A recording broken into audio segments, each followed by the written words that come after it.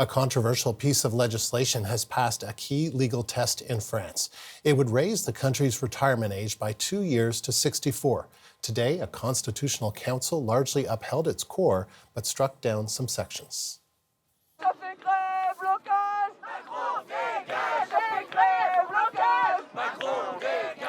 The reforms have triggered months of protests. President Emmanuel Macron says the changes are essential to preserve the viability of the pension system. But critics say they're an attack on France's way of life and society. The CBC's Susan Ormiston is following developments. She joins us now live from London. So, Susan, what does this decision mean for French workers and for Macron? Well, essentially, the Constitutional Council was the last test for this law, essentially trying to make sure that it did conform with the French Constitution. They say it has, in the most part, and so Emmanuel Macron now can enact the law, and his office says he'll do that within days. He wants to get this behind him. There, as you have seen, months of protests, sometimes 1 million strong, 12 full days of protests, lots of burning in the streets, lots of tear gas as recently as yesterday and today again in reaction to this. For French workers, I mean, it essentially means that they're going to have to work 2 years longer in order to get their full pension. Now, for Canadians, where the retirement age is officially 65, moving from 62 to 64 doesn't seem so bad. But for France, well, they've had a history of a sort of a sacrosanct state pension. And every time they've tried to move this mark, it's been very volatile and very confrontational. This, though, has been the worst.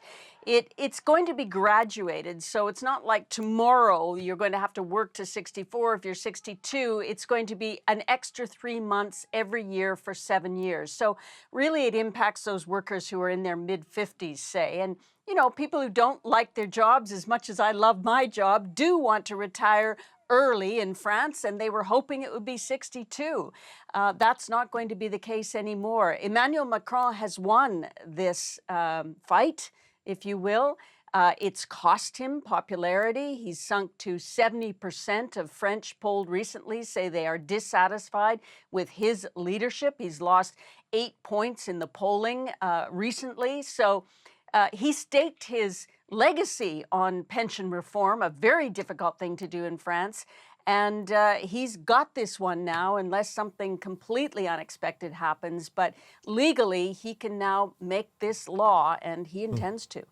So he intends to, but protesters also intend to keep fighting. What more can they effectively do?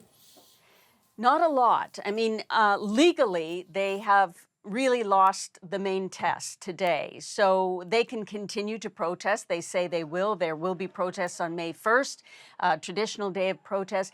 But, you know, it's really interesting, Andrew. I was looking at the numbers here in France. And, you know, back in 1981, François Mitterrand, another president, campaigned on reducing the pension age. So he brought it from 65 to 60 back in 1981.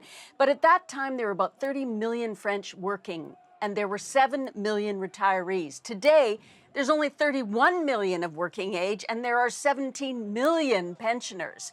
So the economics did not add up for the for Macron, who said we're going to go broke in the pensions if we don't do this. And that's what he was pushing. There has been and still is a sense that French do not want to follow this work forever, work till you're, you know, till you're dead kind of thing. It's sort of baked into the culture here. So this is going to be a big change, even if it is graduated over time.